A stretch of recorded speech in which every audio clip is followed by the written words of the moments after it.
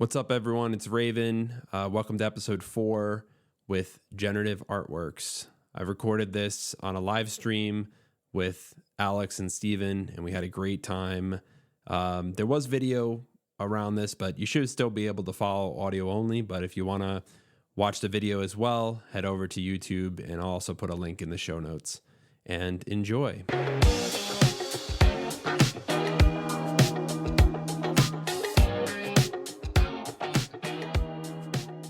So what's going on, everyone? It's Raven. Very excited to be here and to kick off another studio visit, episode number 4. First time we're doing the live stream here and doing video too. So we're pulling out all the bells and whistles today.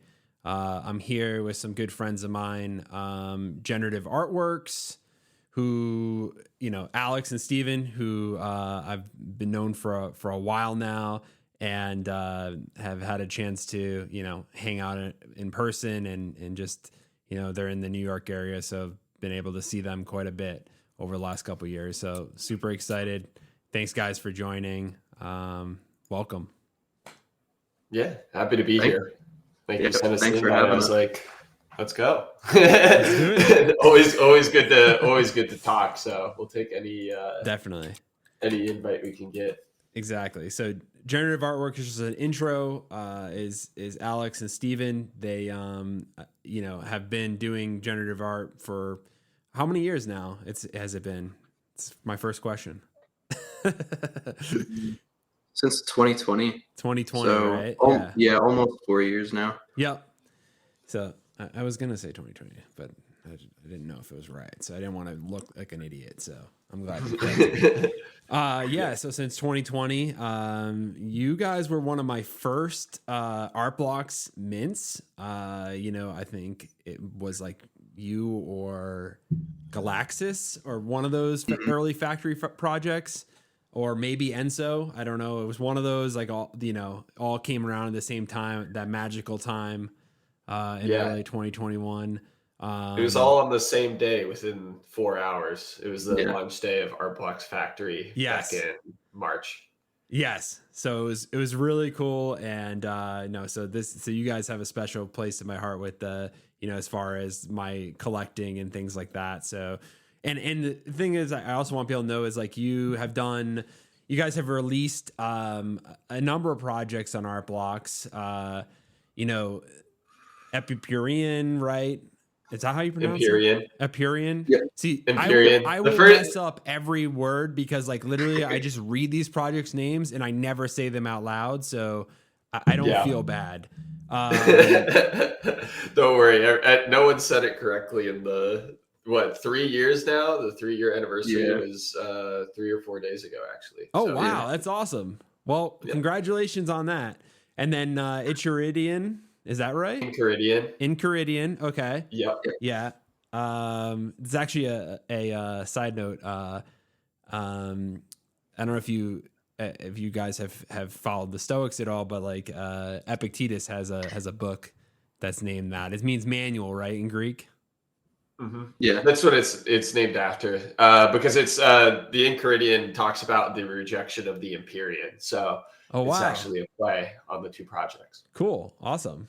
And then Democracy, which was your next one, and then Coalition. But you guys have also done some other projects too, right? On other platforms other than Art Blocks.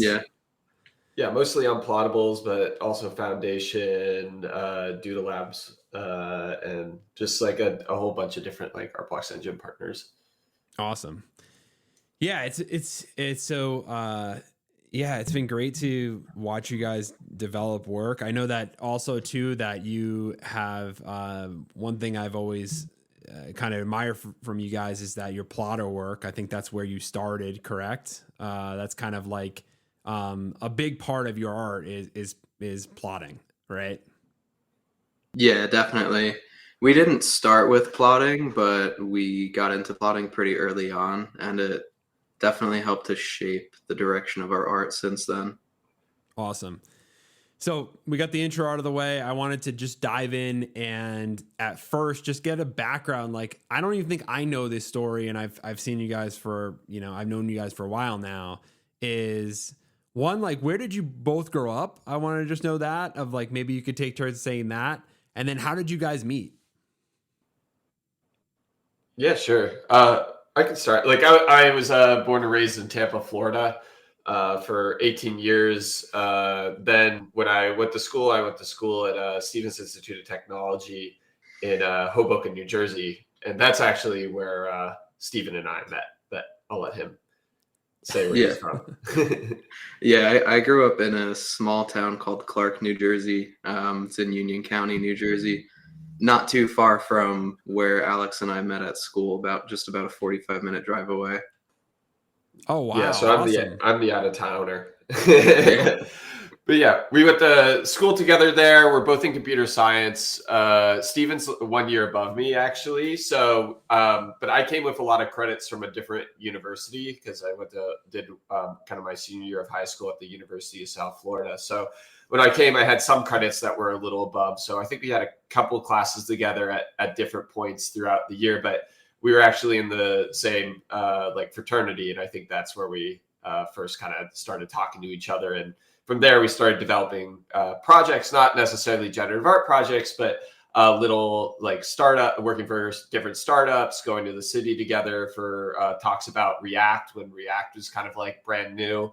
And then just always we lived together for a year in 2017, 2018. Mm-hmm. And from there, we always kind of just did little projects together. So Generative Artworks originally was a project in which we wanted to figure out how to automate an Instagram account. And so I kind of came to Steve and it's like, oh, it'd be cool if we could like figure out how to automate an Instagram account and be this mysterious thing and it would kind of run on its own and do daily posts. And we never really figured out how to automate it because Instagram's APIs are so locked down, but we figured out how to code art and kind of continued with that and grew a following doing plotter work. And when Reels came out and short form video, and then at one point, like when crypto was starting to go off again, and I've been in crypto since 2017, I kind of saw like art blocks and was like, wait, we kind of do this. This is actually really interesting, and had a talk with Eric in February of 2021, and he was like, oh, we're going to be launching this new thing called Art Blocks Factory soon, and we'd love to have you as like one of the first on the first day there. So that's kind of how we met, and then also a little bit how like we kind of started Generative Artworks in the first place.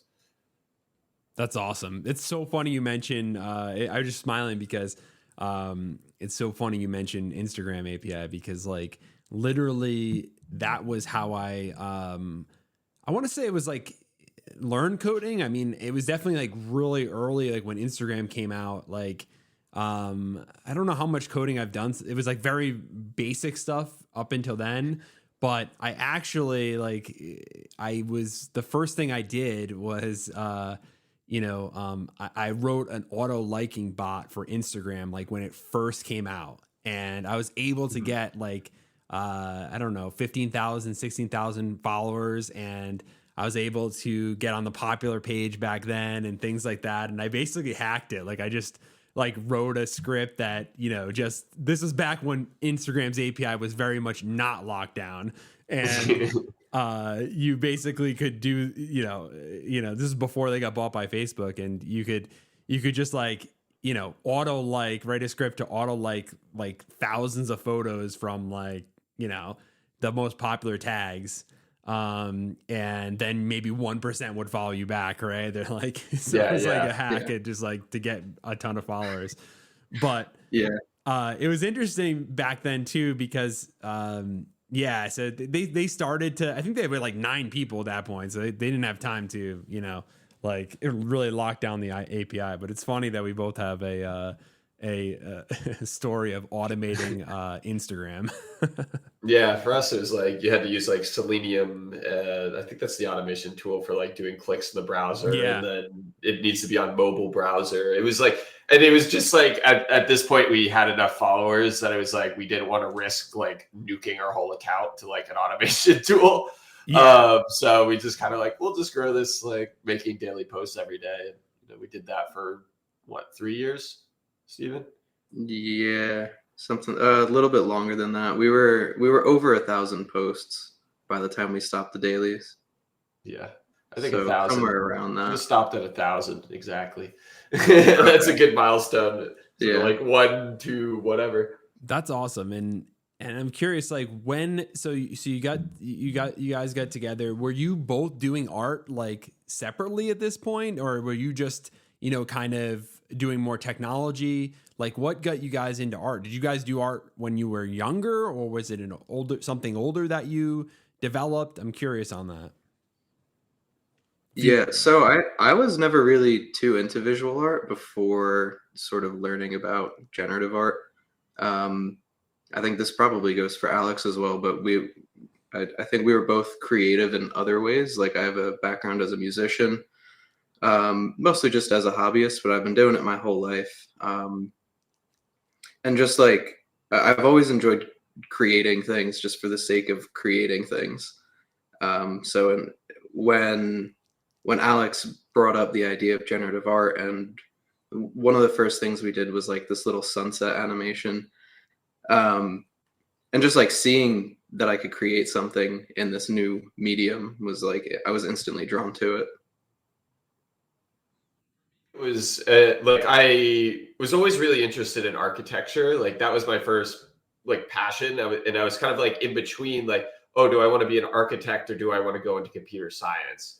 And I ultimately decided like, okay, I actually have more like interest in computer science. I'd like the ability to like build these things and build these applications that people can interact with. And I can really do that on my own versus, with architecture, you need to, get millions and millions and millions of dollars of funding to like build buildings. And so what generative art actually unlocked, and you can kind of see that in Democracy and in Caridian and to some degree like Coalition, is like this ability to kind of take that passion for architecture and these architectural elements and then use code, something else that like we know and we understand, to kind of bring that together and showcase that. So that it was kind of a merit, like it married like a lot of our stuff marries a lot of our passions and outside interests together. That's awesome. And I think what's cool about that is that you guys came together, you started to make work together. And I guess, when did NFTs come to your mind? So I was the first one to kind of find them. So like I was in crypto in 2017, like kind of saw crypto kitties, I was still in college at the time studying like bachelor's in computer science and master's in software engineering, but I didn't really get it. I was like, okay, it's a cool little thing, but then also gas at that point was pretty high. I was like, I really don't want, and I didn't have many pennies to my name in college. So it's not like I was going to be like, oh, I'm buying like $200 like crypto kitties and like trying to do this breeding and whatever that was. So I did, like, after that, it kind of left my mind and I was starting my career. And then I kind of heard it, like my friend messaged me in like 2020 during DeFi summers, like, oh, have you been following this? And I was like, like, not really. Like, I like crypto, but like, I haven't really been that, like, there's too much else to really understand. But I kind of like went on, like NFTs also started kind of coming into like more tech circles. People were talking about it more. So I kind of started looking into it and went on to OpenSea and was kind of browsing around there. And I think on like, they used to have this thing that was just like featured tokens or something. Like it was like individual tokens were shown there on the homepage. And there was a few Chromie squiggles there. And I'm like, oh, like that's interesting. Like it's the same thing, but different. I click in there, like go to the website thing and it pops up and it's like, Art Blocks, the home for generative art on the blockchain. And I was like, wait, that's like what we do. Like we're at this point, the Instagram, we had about like at this point we had about like 10,000 followers and on Instagram, and we've been talking about like how to, like, we want to create physical goods, which is kind of what we do now to some degree, like physical goods that are one of X, specifically with t-shirts was always like what we thought would be really unique. Like the ability for someone to like have a t-shirt that's unique but it's also part of a larger series. So seeing this, we're like, wait, this solves the problem we've been having of like, how do we mass produce unique t-shirts? Because like you just kind of are able to sell it digitally in like kind of a native form, because we've had so many problems explaining generative art to people. People thought we were photoshopping it. Like they were just like, oh, it's nice you have like a couple different versions of it, but like it's impossible on Instagram to really explain like this is code and this is how it kind of functions. So what at that point we found NFTs, and like I said, set up that meeting with Eric and kind of figured it out from there.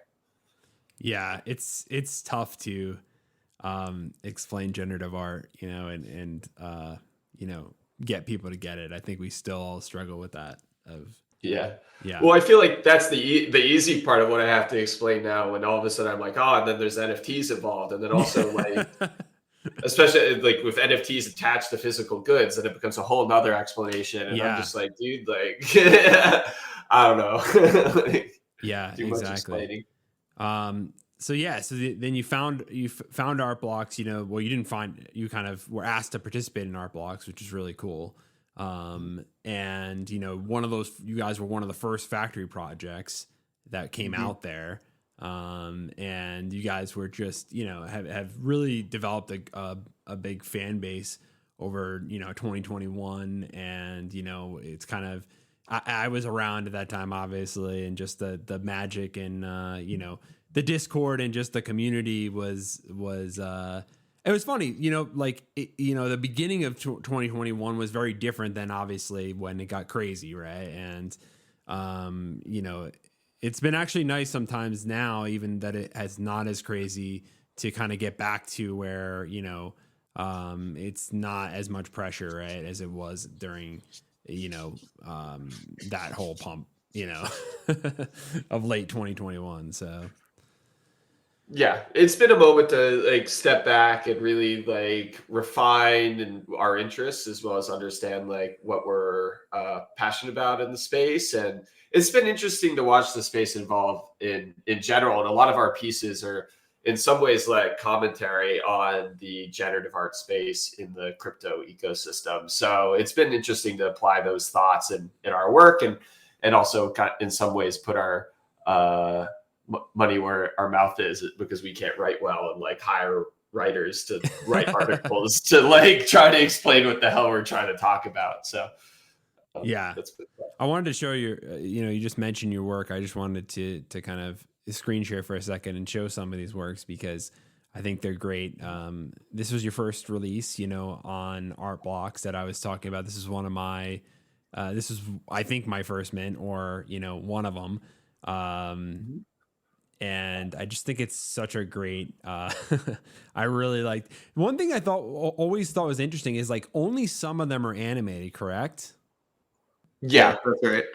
Like that's something that I don't know many projects that have done that, right? Like that, you know, you have a subset that are animated, and then you know, some are static, or most static. Is that what it is? Yeah, most are static, and I think it's like a 5% rarity are like animated. So in a lot of ways, it's kind of like a like Pokemon cards. Like you like pop one open, and it's like, oh, I got like the animated rare, like with all this different things. And I really love I love these early projects. It was definitely more like archetypes, for example. You have the cubes and you have the corners. Like it was more common in those early projects to kind of, I think it's like that hobbyist era and people really kind of experimenting, where it's they really wanted to lean in and kind of explore this like medium in a way where it's like it's fun, it's interactive, it's people are minting, not because like it kind of changed after Tyler Hobbs's article, where Tyler Hobbs's article is like, oh, every output has to be as compelling as every other output. Like the whole series has to be like the term long form generative art didn't exist before that article, you know, like I am pretty sure he made it up. Like, I think he did. So, you know, it just, the whole space changed. Well, it's like, you know, generative art NFTs pre-Fidenza versus post-Fidenza is like, you know, it's insane. It was a completely different world. You knew it changed overnight when that happened. Yeah, like 27-bit digital, for example. If you remember that one, that one's the one by Kai, where it's a like a Yep, I'm gonna bring it up 16-bit right now. display. Yeah, yeah. There Yeah. you go. Yep. There. So like this piece, for example, was like very early on, and the community like loved it, not because like every output's compelling, but because it's like you buy it, you interact with the contract, and you get a piece of art piece back. Yeah, it was just Art novel. The back. whole thing was novel, you know, at that point. Like just that, oh, I go to a site, and I feel like to most people, you know, like that haven't really collected generative art yet, like I feel like that's where I feel our next you know, I've just been waiting for, you know, it to really expand beyond the people that are currently the collectors. I think we've been stuck in this kind of just the same people for a while now, where the same collector. And I really am looking forward to this whole thing, like people discovering this, right? Maybe in a completely different way, because it's the technology needs to have a better UX and things like that. And we're kind of early adopters, and we kind of can deal with the bad UX. But I really think there's just something here that to be discovered on like I still believe that, like that on a mass market, you know, general audience type thing, right? It's just, you know, getting there, but I still think it's still magical, like that you interact with something, and then even like what you guys were doing before NFTs, right? Like you were posting on Instagram and doing that, right? Like just the whole thing of generative art, where okay, I write a piece of code, and then it's going to generate all these outputs, and like you're almost as a collector part of a community almost by collecting that series, right? And you have your individual one, but you're part of this larger whole, right? Of all these different outputs.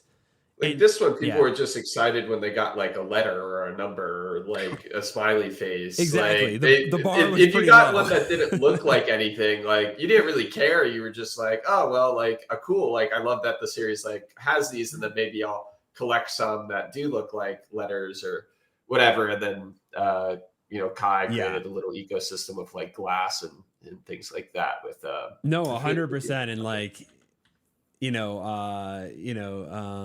was gonna pixel look glass. up, like pixel glass, The other one. and this one, If you had that one and the other one, you could redeem it for like a glass. I remember print. that was really cool. That was like the first physical redemption I heard of. Yeah, and like you see this one, like it's not like it's a Yeah. long form piece. It's just like, look, everyone is pretty much a gradient, a random Exactly. gradient, and it's like the story it's telling is I call it like the hobbyist era of generative art. It's like like the Fidenza article, and I think there's something very compelling about that. And Galaxis is another classic released on the same day. I know this one. I was just like, and I remember it was a little bit more expensive, so I was like, I don't know if I could do like, I think it was like 0.2 or something at that time. It's like, should I spend 0.2 or whatever it was? It was up there for that time. Like our release Empyrean was 0.06, Steven. So like right, we priced it in a way where it's like, oh, like you can own multiple, and it's about like collecting. In some way, it's like dots, you know. It's like collect a bunch, and then like you have like a little grid, and you go like, here's my little collection of Empyreans. Yeah, it's really cool. And I think it like, can't you enter? Do you know the key command? But I know they used to be able to enter the plane. P? Like, was it P? Nope. Damn. Man. Maybe it says the other thing. Now we're because it's I'm in you need to go into I probably need to go to the generator. There we go. Yeah, it's P? It's P, yeah. Yeah, I remember 3 years later. Let's go. So yeah, that's a little hidden early art blocks alpha here that you can go in the plane. Yeah, that's the old Discord. I think these projects are overlooked in a lot of ways just because they are so old, and maybe some of the artists aren't as active as they used to be. Yeah. But I think like it's just I cool. think Like early I love this project still. Like, I love these early projects too. Like there's just something it's not serious. It's fun. It's, it's not trying to be like anything. It's not like, it's just trying to be what it is, Yeah, and that's to some degree what you were saying, like people posting on Instagram. It's this through line of like you're posting on Instagram. It's this community of mostly artists talking to each other in the comments or on DMs and like the Gen Art Slack, for example. And no one's really doing this for a job. Like there's maybe like that's 15 how it Gen Art was in the artists beginning, right? That's what it felt like. It was everyone was there just to kind of hang out and enjoy this stuff and be like, oh wow, this is cool. Like I'll buy one of these or something. It's $100 or $200, whatever it was. And exactly. Yeah, it was interesting how it's so that you see that kind of go where it's like they pull a lot of their hobbyist code and that hobbyist mentality onto art blocks in the early days. And then Tyler Hobbs, who's also part of that community, comes in, who is, backed by a lot of other artists in terms of like they read his articles and really understood his work. And so when he releases Fidenza, people artists push it, like kind of say like this is good generative art, like this person is someone that I look up to, someone that I follow. And so then collectors who at that point were looking for a narrative to really understand generative art and be like, why do I find this compelling, attached to that article and then use that to explain generative art to other people. So that's why you see that as like the most widespread narrative and why you've actually seen a lot of death of other, lines of generative art and ways of exploring generative art, because this is the narrative that is most compelling to the largest audience. Yeah, definitely. Like I just remember when I saw Fidenza, I was like, okay, this is definitely like we're going to another level here.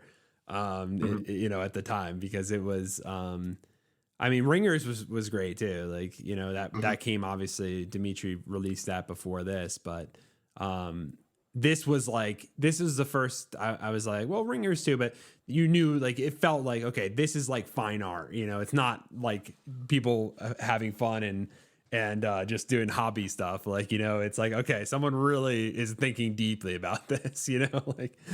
Yeah, I have a lot of respect for like Tyler Hobbs and his work and everything. I remember when I looked at Fidenza, this is like the old art block site where it only showed like one output. I didn't really like output number 0, and I was like, I'm going to sit this one out. Yeah. It's like I love like 99% of the outputs. It's just number 0. I just wasn't crazy. Yes, you sat it out. Yeah, because we both did. Oh wow, we did. Yeah, not because it's also a little out. more expensive for the time. Like I think it was priced at like 0.17.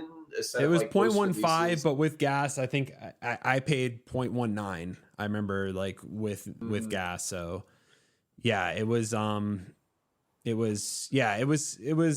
didn't sell out right away. It took 30 minutes. People surprised. It wasn't 30 minutes. Actually, maybe it was 30 minutes. You're right. Yeah, it was about, I thought it was like another day, but it was like 30 minutes. But it took like a whole week before, or at least half a week before it even went above, like started really moving, till Bonafide Han, just completely just started deploying capital like we never saw in art blocks before. And, that was insane. Like I know you guys were in the Discord on that time when we're like, this guy is insane. He's crazy. He just dropped $200,000 on a bunch of pixels. Like, what is going on? Like, clearly this guy is insane. Like, just like, guys, and then there's a sale. So yeah, so it's great that you guys are on and that we can chat about this, because I think like these early days of art blocks where is a important moment that I think. I don't know. I just wish it would be captured. Like, I'm glad we're talking about it, because it was a special moment in time. And like, it definitely had certain vibes from it, different, artists that some of them are not even around anymore. And things like that. And some really cool projects that, just have a different feel to them. But like you were one of the earliest people like in the art blocks Discord. Like It's funny because it's like people like D. Bachman who are like really old heads now. Like I remember when it's like I thought of him as like, oh yeah, that's like the new guy. Like he's like in the Discord all the time, but like he's still like relatively new. Like yeah, it's like, funny, but those are the old heads. Yeah, so it's cool. But yeah, it's definitely interesting. Like because it's funny. Like you know, it has evolved like so much. Like I remember when I released Moments, I was like, you know, it felt novel to be doing something skeuomorphic. Like, and I thought that like. And I remember Maddie released Brush Pops like right before that, and I was like, "Oh wow!" Like what? Like, and we didn't even like talk or anything. Like, so we just came to that idea similar at the same time. But at that time, to do something skeuomorphic felt like really novel, and I was like, "Oh wow, I'm doing something really new." And then you know, you've just seen since then, like you look at William Upon and MP Cause, and just like they just blow my stuff out of the water. They're doing it like hyper realistic, like you know, paint, you know, generative paint, and it's like insane. With shaders and everything. Yeah, with shaders and everything like that. So it's really interesting how the space evolves and things like that. But it's cool to go back to the beginning and see the origins of this. And this is just the origins of Art Blocks. Is, you know, we can go before that to Instagram, like you're saying, of you guys were posting on there and part of that community. And where, you know, before the NFT and Art Blocks came into play, right? Yep, exactly. Like Dimitri's ASCII art and all that stuff. Cool. All right, I want to jump back, and I want to just maybe talk about. We'll jump back to you guys, and I just wanted to talk about kind of physicals, because I know that's something that you guys are really interested in. And even before, you know, you did your NFT work, you were saying that you were, you know, interested in that, or at least thinking of that, right? And I, by the way, I own one of the Cells t-shirts. They're awesome. You should have wore it for this interview. I know. Fail on my part. I really should have. But yeah, no, the one I have is awesome. I could probably pull that up. Let me while we're talking about it, because I think it's probably here, right? Oh, there we go. Yeah. So, yeah, these Cells t-shirts. Tell me about this project, because this was really cool. Sure. Well, so like Alex said before, we've been wanting to make physical goods like since the very beginning. Our original idea was to do one of X t-shirts, and we just couldn't figure out the API integrations with the print-on-demand services, and we didn't have the capital to get production equipment yet at that point. So we kind of put it on the back burner for a while, and then eventually we got back into it, and we've been experimenting with different physical stuff for a while, like plots and prints, but then we finally decided to invest in sublimation printing. So it's actually, the equipment is, we have the sublimation printer here and the heat press right here. So it's actually like a pretty simple process, but we had to go through a bunch of like early prototyping to get like the times and temperatures correct for the heat press. Tested a bunch of different blanks and everything. And then actually one of the reasons we went with cells is because there's no consistent border, like there's no square border or rectangular border on them. Yeah. So it actually makes it easier to heat press without getting like extra lines around it, like artifacts from the pressing process. So it was just that. And then part of the reason why we went with that piece for this shirt collection was just like all the different colors. Like we wanted to test the just production method and see if it could accurately represent the colors that we were seeing on the screen and like what we expected to see in the physical form. So we decided to just keep it like a small collection. I think we did 32 shirts with some proofs that we gave out to people to wear around Morpha and different events, stuff like that. But we ended up combining sublimation with embroidery. I guess sort of, I'm getting away from that, but we've also been doing embroidery for a while. I have the embroidery machine behind me as well. And we wanted to do embroidered shirts, but there's different physical limitations of that and things like that. So we decided the best route was to go with sublimation and combine it with embroidery for the patches, which show your edition number for the shirt. So that took some extra iterations too. We did iron-on patches that started falling off, different things like that. So overall, it was like super fun. I ended up, I have all the equipment here because I just have the space in this room. So I ended up working, I don't know, probably like 60 to 80 hours for 2 weeks straight, just like making shirts over and over because I was so new to it that I kept messing things up. I have a whole pile of shirts over there of like failed prints or the embroidery was too puckered or something like that. Oh, wow. So huge learning process, super fun. I think we would probably have to do it a little bit differently if we were to do it again, spread it out a little bit more instead of trying to do all the production so quickly. But yeah, it was super cool. Yeah. Like the idea being like, and there's no NFT attached to these or anything. Like the idea was like, we want to do like a generative, like streetwear, shirt drop that it's like around the same price that you would pay for like maybe a more premium like band t-shirt or something like that. Yeah. I think it was like what, $40? Yeah. With shipping included in the US? It was you had to pay for shipping if you bought one. If you bought more than one, it was included, I think. Yeah, something like that. And then so like, and it's like, being able to hold up two shirts and being like, this one's mass produced and this one's like unique. I think the hypothesis being like, if you do that, like, and they're the same price, like people are going to pick the unique one every single time. So in some way we wanted to show it's like, yeah, it's possible to like manufacture these things because when you see it in the crypto space, like it with like 9DCC, or like the squiggle sweaters, like these type of things that they'll premium price them. They'll premium price those things at like $600. Yeah. And it's like, at that point, like, why would I buy this? So like, I can go get a shirt custom manufactured. Yeah. I could get like a nice jacket custom manufactured for like $600, $700. So I think what generative art really enables is this ability to mass produce unique goods. Like you have the rise of, the Industrial Revolution, then you have the art and crafts movement, like rejecting that, but still that was like at a high premium price that like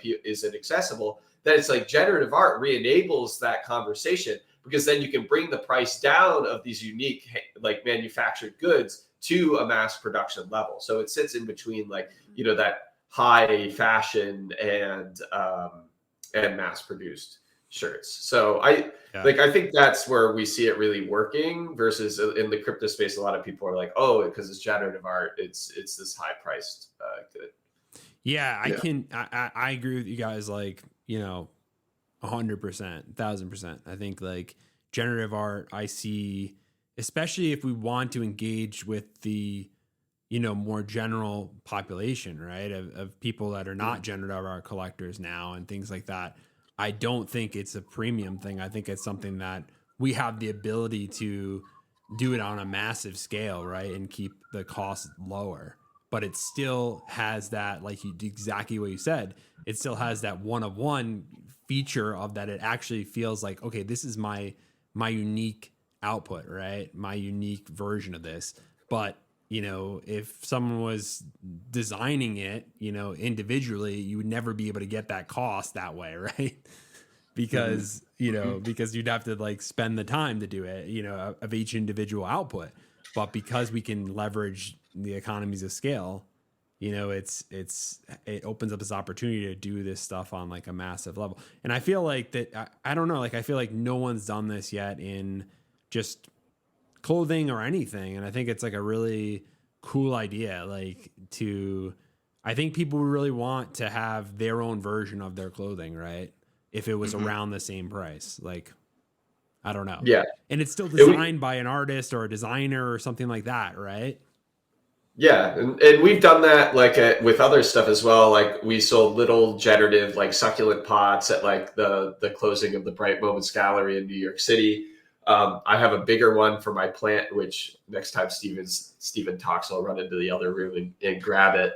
But and as well as like just other little 3D printed, like anything you can 3D print, and just we have way too much machinery. Like I have like a little like a temporary tattoo like machine. It's just we bought every equipment we could possibly get our hands on, and have explored like 7 or 8 different like ways of manufacturing t-shirts, and talk to distributors and manufacturers to really. It's not like once you get there, it's like not just about the art. It's like you have to understand all the manufacturing things too. Yeah.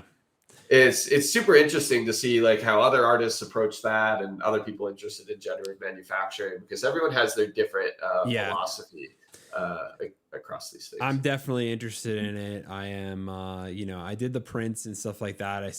I like manufactured my own prints and things like that. For Piece of Me, I had a claim for every one of those, and I've been doing, I really enjoyed the process of like just learning how to, get an Epson printer and try to like, look at hand paper and do a bunch of like figure out how you actually make a good print, right? So that's really Martha, great. Middle of Nowhere. Oh no, middle of somewhere. Yeah, with Brett. Where I got my little like printout. Oh yep, exactly. And in that project, I love doing that because Brett and I, obviously Brett shot it on film, which I actually have now, like I've done a lot of film stuff. I've developed my own film, just similar to you guys, I just dive into like, as soon as it like starts something, like most people would probably be like,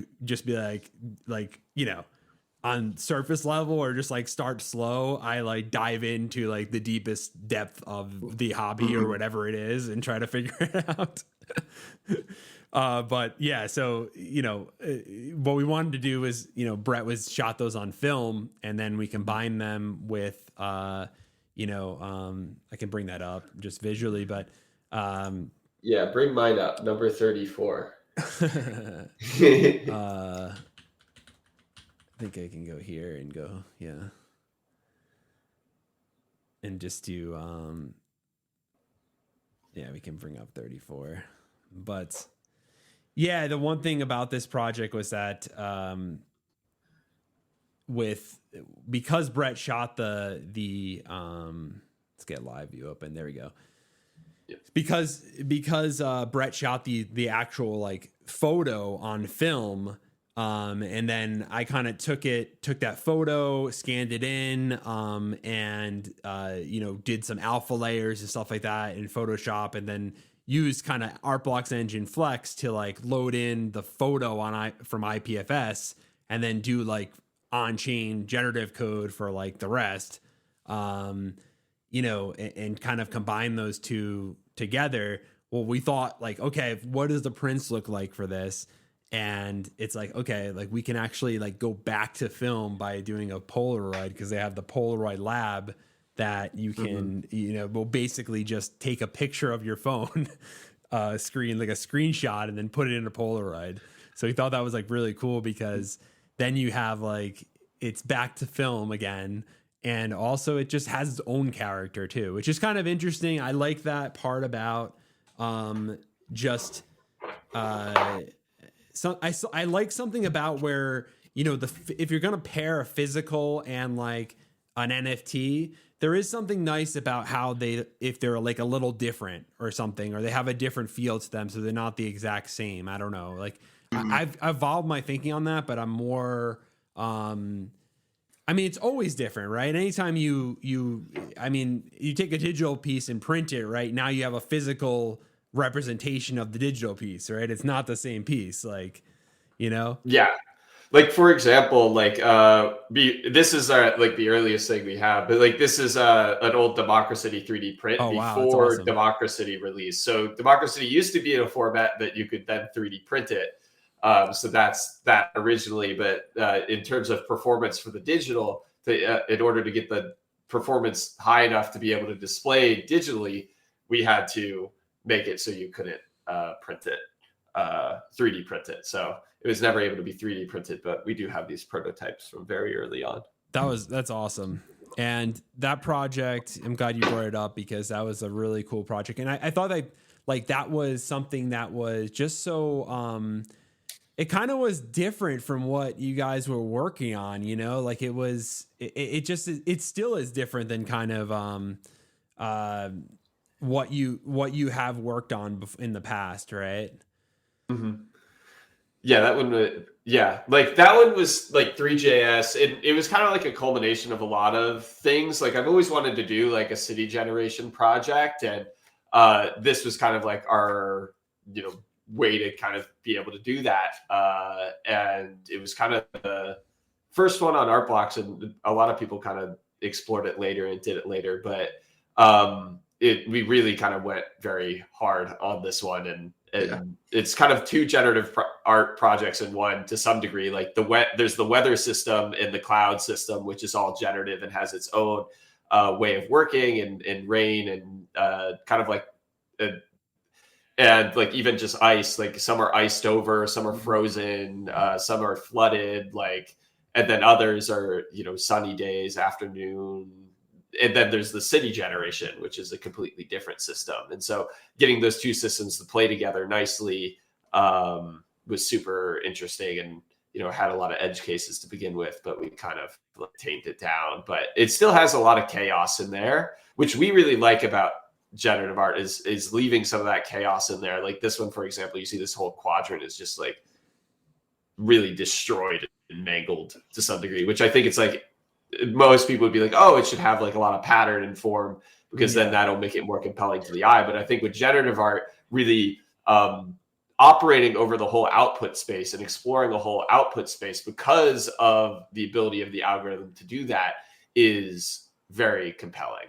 Yeah. And I think that's something that, I've thought about more just in general. Something that you've captured in this work for sure is like, it's nice when you do generative art, especially for people that don't know generative art. I think like for people that know generative art, maybe it doesn't matter as much, but like this, for example, it makes it obvious that it's done in code or something, because like no one is like, it's fun when you like make a piece, an output that like, it's like obvious that no one like place these one by one, right? Or it'd be like impossible to do, like doing things that I guess would be impossible, or like you would think they would be impossible, right? By doing it by hand, maybe helps people understand that, okay, these are generated with code or something like that, right? Yeah, like leading into that aesthetic to some degree is interesting. Like I think there is something nice about that generative art aesthetic and what you can capture and create with a computer, and make it look like a computer created it, or at least, because a lot of people try to get away from that aesthetic, like with the skeuomorphism, which you do, which I think is fantastic. But I think some people are very scared of that aesthetic, and because of that, they're like, oh, I need to very much make mine look like paint, and it has to look like paint in every single one of my pieces. Like, is that? But I think some people have like a bad taste in their mouth, or collectors are like, oh yeah, I really want it to look like paint, and because it looks high art, and if it doesn't look high art, it's a bridge, then, right? From to like, I think, but I agree. Like, I think the problem with the skeuomorphic stuff, and like what in my work, I even think of it as like, it's not obvious that it's generated with code, right? It's like someone could just go in Photoshop and use some brush tool and like, just like do a brush, and it's like, you want to know the difference. You'd be like, okay, well, someone, just did that. It's some nice color selection, but I can do that with my iPad app in like, a second. It's like, unless people really understand that, okay, wow, like you can't just do that. You like, I'm actually using line functions and stuff to like actually try to simulate what a paint looks like, right? In code, like, and that's not that easy to do. Then it's like, okay, I think then people can get it. But, to the most people that just look at it, they're like, okay, I can do that in like Paint or like Photoshop, like with some brush tool. This was also like more in the era of like, if you remember crypto voxels. Yep. Exactly. Like that like metaverse, like it's in some degrees like in that aesthetic where it's like very blocky, very digital and created that way. So I think it like in some ways it symbolized like crypto in that era that kind of has that like aesthetic to me. Well, I knew like we were going to get back there. I knew we were going to get back there in art blocks, just following art blocks. We went to the skeuomorphic phase, and then everything was like very skeuomorphic. And then I remember like maybe last year or whenever it came out, like Harvest, I remember around that time I was like, okay, there's going to be something, a skeuomorphic like break. Wasn't that a project name or something? From this trend, right? Because things can happen in trends, like anything, right? And even on art blocks, there's been trends in art blocks, and I think like I knew that once the Harvest came out, I was like, okay, this is cool. Like, and then Cargo, and then Memories of Digital Data, which is another project. I feel like Memories of Digital Data is way underrated. I love that project. But yeah, I agree that like there is something very compelling about this stuff where it feels very to the medium, to digital art, to generative art, even crypto art, right? And it's not trying to be something else. It's like embracing that medium and actually doing things that, in this case you couldn't do with, like anything else, right? Yeah, exactly. So that's awesome. That's great. And like, what do you think about like you guys do a lot of plotter work and things like that? What do you think about plotters? Like what do you think that's like special about a plotter versus like a printer or something like that? Like printing work versus plotting work? Ooh, It's a good question. It's really hard to put the appeal of pen plotters into words. Yeah. Because from an outside perspective, it is like, well, why wouldn't I just print that? Like, I have my HP printer at home with, they can print that in 10 seconds instead of spending 3 hours plotting it, Yeah. But it has a different feeling, and like, especially being on the creation side of it, like it's more of an intimate experience. Like you're designing these layers in a specific way, and you're letting the code make changes to them in a way that's out of your control. So the balance of those two things just makes it such a personal experience to plot something. I think it definitely feels like you're more involved in the creation process, which is something we loved about plottables when it first came out. It was like that was like the first time that we saw an effort to bring collectors into the creation process. So I think that's probably just like the appeal to me is like you're in it. You're the one doing it, even though it's a robot doing it for you. You're the one creating it when you use a plotter. Yeah, and like there's also the like texture aspects, and you can kind of really capture a different piece of it, and it has its own limitations and rule sets that were like eventually like our work really fit those rule sets, and you kind of see that in Empyrean. There was a lot of kind of work in the early days of art blocks where you're confused how it was done, just because like all our work was plotter work. Yeah. And with that, you have a lot of limitations and a specific tool set that you can utilize. So these other artists were like, oh, I'm using like XYZ. And we're like, what? I've never used XYZ, at least for, since we started, because we quickly transitioned to more of that plotter work. So in our later work, when we kind of did more without plotters, then we kind of learned a lot of new strategies and techniques because of that. Yeah. But I also want to quickly show is like, here's the bigger plant that I was talking about. So this is awesome. A 3D printed generative pot for like 5 inches across for like a larger plant. And I really love it because when it captures the light, like these like very hard angles, will have very hard shadows on them. And it's just probably my favorite, one of my favorite design items in the house. So I show it off any time I can. And is that done just with a regular 3D printer, or you need a special one, or this 3D printer right here? So okay, is it in pieces and then you put it together, or is it just all one piece? No way, that's crazy. Yes, the bed I think is like a 10-inch by 10-inch bed. See, that's another thing that's one thing I haven't gotten into is 3D printing, and I feel like that's another rabbit hole that would sink weeks of my time, months of my time probably, but I probably enjoy every minute of it. It was a whole thing to figure out, and I kind of have my strategy now, and I can get like these different design items and stuff, but think I have a whole bunch of different terrain generation and things like that. But people didn't like that as much on Instagram when we were like doing Instagram. Like people like the plotter. They're like, 3D printer. We've seen that. We've seen that. Yeah. So I really love this. That's really Instagram. cool. I really love that. That's awesome.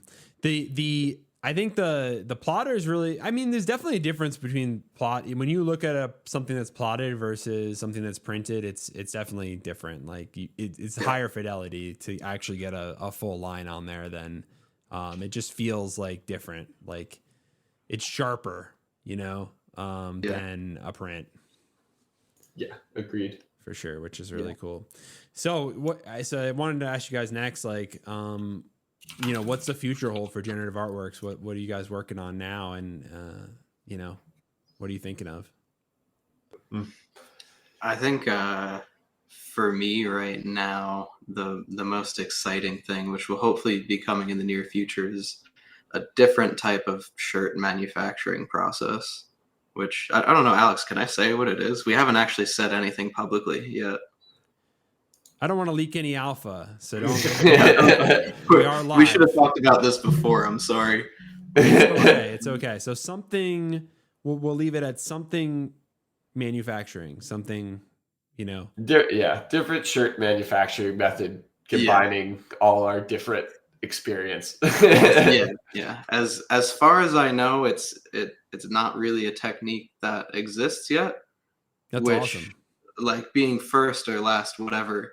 I'm just excited to show it to other people. I'm really proud of it. I think it's going to be super fun. So hopefully soon. We need to do some fine tuning on that, and then we'll probably do another shirt collection this year, I hope. Awesome. Yeah, we should talk about that because I'm interested in doing something for Dots, and I've been trying to think of how to execute it. And, I did the composites, but what I really want to do is I want to have a way for collectors to pass in their dots to mint a shirt, and actually have those dots go onto a shirt or something, you know what I mean? Some piece of clothing. And like, I think in that case, it probably wouldn't be able to be burned. It'd probably lock the dots up in the contract if you make a shirt. Unless maybe you mail me back the shirt and then I'll free the dots. But that's this whole thing with dots I'm trying to do is like, I want to allow people to collect these dots, and they're really, I like, them as a whole, just individually, I really like the art, but I want them to be used into kind of be passed into these other experiences. So I think like generative clothing would be something that I think would be really cool, and people could choose which dots they wanted to pass into that would end up on their shirt or something like that. Or maybe there's just a version that they don't have to go through all the hoops and they just buy one, but it comes with dots or something like that. So I think there's really interesting, stuff in the generative clothing route that just like I definitely want to explore, and just prints in general, like just figuring out ways to get more people involved. Yeah, we've talked a little bit about like helping other artists, like since we already bought the machines and stuff. So like, yeah, definitely reach out and talk to us, and maybe we can figure something out. Definitely. Yeah, I'm all about it. So I think that's really cool, and I think like all that stuff is just like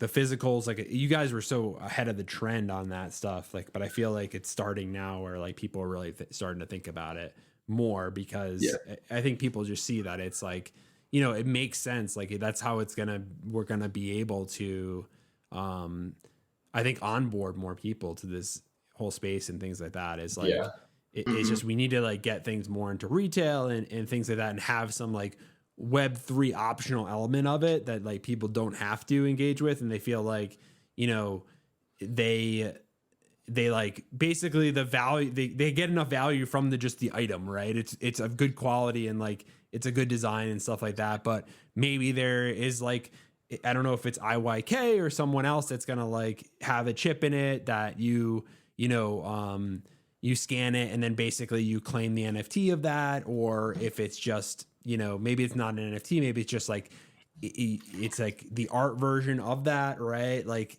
I think more of that. I'm not like a huge fan of like 3D modeled shirts as the NFT. Like that's not like my favorite thing. I think like if anything, I would make it so that you could claim like the art that's on the shirt as its own piece, right?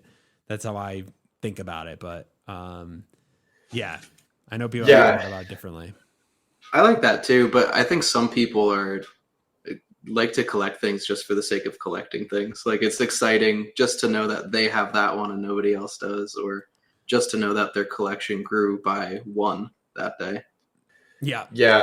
Like our the way we've kind of approached generative art is maybe to some degrees different than others. Our generative manufacturing is different than others in terms of we are very much in the mindset of like, okay, what does this add to the manufacturing process in terms of time and money and cost? And so the IYK stuff, as interesting as it is, the like idea of like a mainnet NFT attached with like this specific card that has to be loaded, and it raises costs. Like, and if we're talking like $10 or like $15 in gas to mint the NFT, and then on top of that, like and it's also like manufacturing that, inserting that into the process, right? If you're trying to do anything at scale, that's hard to do, right?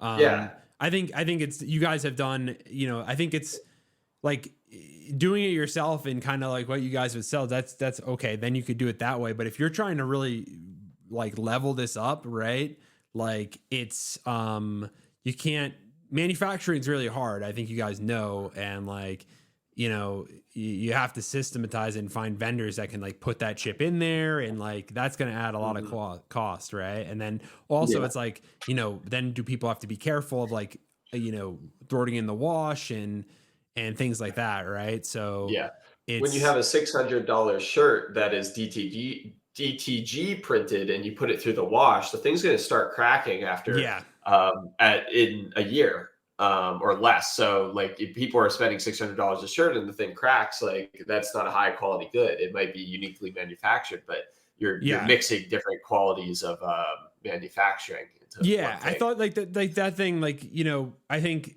what Snowfro and 9DCC did like for iteration 2 in Miami with that shirt, I thought it was really good. But I think like again, like again, the shirt wasn't that great a quality, and like, you know, I think it was just like a really rough version of what it could be, right? But it still like was good as far as the concept, but I think, you know, it could be a lot better than that, right, as far as like the quality of it and how it's executed, I think.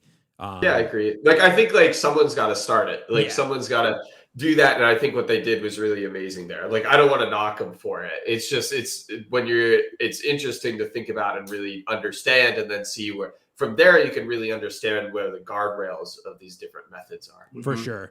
And I think too, like I just am curious too, like of, you know, the big brands, like if they would be interested in like this generative stuff, like it really is on demand, like clothing. It just hasn't been really done. And I think I'm not sure. Do you think it's because of just the trick of manufacturing these, like of on demand like that, or like having so many different versions of it? Or do you think it's just that they haven't really like heard the idea or have the demand for it? It's the method. So screen printing is the way you would do like a high quality like t-shirt, like it is. The problem is like you have to manufacture the screens before you make the print. And so those screens, the screen setup cost is like, let's say like $50 for a run of like, you know, let's say 100 shirts. But if you have to set up the screens every time, not only is that a time and a manual effort by someone, like then that's a $50 screen setup cost for every shirt. So it's going to slow down production and increase cost exponentially. So then you get into DTG, but DTG, when you talk to these manufacturing guys, DTG is really used for prototypes. You see it used in Printful and these other services for like, you know, you make a t-shirt for your like friend's like wedding or whatever. But they're not meant to be like, it's very, the machines cost about $10,000 to $12,000. So that's why we haven't done it. Like that's the other like viable method, but like they will start cracking after 50 washes.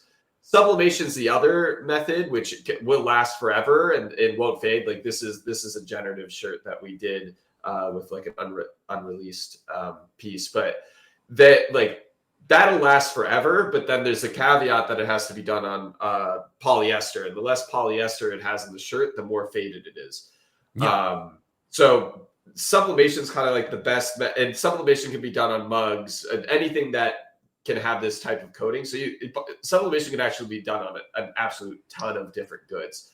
Like we've done coasters, even like like Neogen space monkeys, but that's kind of like the problems is. And if you're doing setup every time for a sublimation print, like these places aren't used to it and don't know how to do it.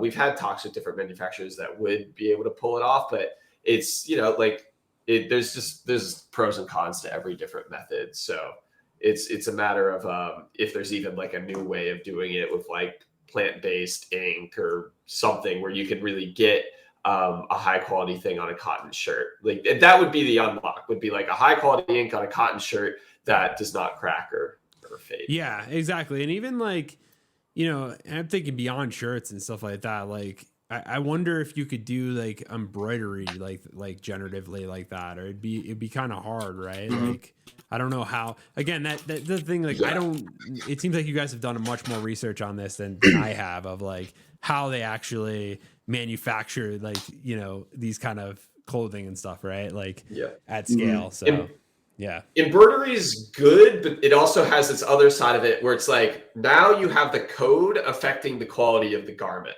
and especially when you add randomness to that code where the thing's like laying like thousands of stitches across this piece.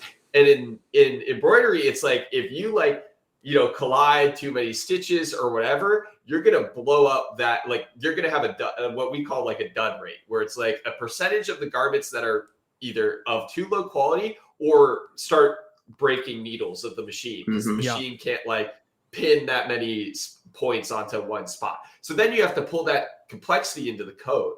And so then the code gets a lot more complex. So you go from being able to use like algorithms like we have that we've already made that are like these digital ones, to going like you need to make these algorithms, and these algorithms need to be created over the course of like a year or, multiple years. And so like you're losing the ability, then it's like you're now paying a programmer for a year, 2 years to like do this. And so then the price of the garment goes back up. Yeah. So it's interesting how the different methods ultimately affect I can't imagine part. Like I don't know how they would do embroidery like at a massive scale too, because like I could see totally like just printing things on a shirt or anything like that, they just like send them through a big machine. They probably have like a huge machine to do that, but like embroidery, it seems to me like that would be kind of hard to do like at scale, but there's probably some way to do it. I mean, there's houses that can do it. Like the big thing is like swapping the design in, and then if there's a dud rate on the design, then the company has to work around it or redigitize like that piece. Because like imagine you buy an NFT and you're like, I want the physical of that. And then you go to buy the physical, and then the artist or the manufacturer says, oh, actually you have a dud. We can't produce your output. Like, that kind of feels kind of shitty. And then it's on chain. So it's not like I go like, here's your another one. Like, I think personally, I think like when we start to bring physicals in, I prefer it to be the other way around. Almost like at least for onboarding people, like I think, you buy you buy the physical and then have some optional, like I said before, component of, okay, there's some way to, like either claim something or, like onboard people. And I think like, like apps like Floor, Chris and Christine over there, like they're doing some great stuff just with, onboarding people and making it really easy. They just announced their wallet that's going to be built in. I can't wait for that because like, I'm just like, people, there's so many people like I know that would love to just spend $10 and buy a dot, but like they don't know anything about, Web3, crypto, like a wallet, anything like that. I'm really looking forward to that because then, I'll even be able to give them as gifts really easily, hopefully, and just be able to send them a dot and it will automatically create, all they do is download the Floor app, right? And it will make the wallet for them and they have it in there and they don't have to like do anything else with it, right? Like I think like that is when I think things start to get to a place where it's a lot more people can be brought in to understand, NFTs and generative art and things like that. And we can create like claim experiences and stuff like that that are much more organic and don't require like so much technology knowledge and like time to like set up all this stuff and things like that. So I think that's what's needed, right? If we're going to bring it to like more people. So yeah, I think so too. Awesome. Well, thank you guys so much for joining. I think like we had a great conversation. I can't wait to have you guys back on again. I feel like we could have, chatted about, a bunch of other stuff, but I'll have you back on for sure. Thanks for joining, and I'll definitely be looking out for what you got next, and we'll just keep chatting about the clothing and stuff like that, because I find that is so interesting. Yeah, until next time. I think we covered a lot of stuff from like pre-art blocks, generative art, to like early days of art blocks, to like generative manufacturing. And so I think a lot of different topics in here. Is nice to kind of go through all of that in such a quick fashion. Until next time. Definitely. All right, Steven, Alex, take care. Sweet. Bye, everyone. Thanks for watching. Bye. See ya.